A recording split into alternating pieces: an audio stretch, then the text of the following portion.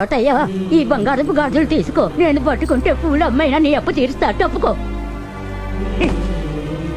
డబ్బు విలువ తప్ప మనిషి విలువ తెలియని నీచుడా. తీసుకురా. నా కుటుంబాన్ని కాపాడిన దేవుడు ఆయన. దయచేసి ఆయన ఇజ్జత్ ఖరాబ్ చేయకు. అవసరమైతే నా దుఃఖం అమ్మైనా సరే నీ అప్పు తీరుస్తాను. జరగాల్సిన కార్యక్రమాన్ని జరగనివ్వు. ఆయన నాకు తండ్రితో సమానం. కన్న కొడుకులతో నీకు అనవసరం. ఆ అప్పు నేను తీరుస్తా. కోటయ్య, వీళ్ళందరూ చెప్పినట్టే నేను చేస్తాను. నేను బతుకున్న నాళ్ళు నీకు సేవ చేసి నీ అప్పు తీరుస్తాను. అడ్డులే. కోటయ్య, నా వంతుగా ఈ బంగారం గొలుసు ఇస్తున్నాను. తీసుకో, దయచేసి తప్పుకో.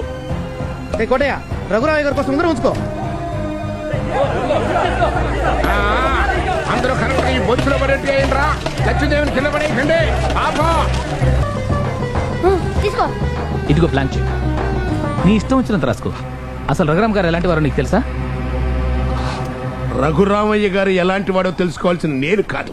నేనే గెలిచాను. కాదు, నన్ను గెలిపించారు. ఈ ప్రపంచాన్ని నడిపించేది డబ్బు కాదు, ప్రేమే అన్న నా నమ్మకాన్ని ఆ నలుగురు గెలిపించారు.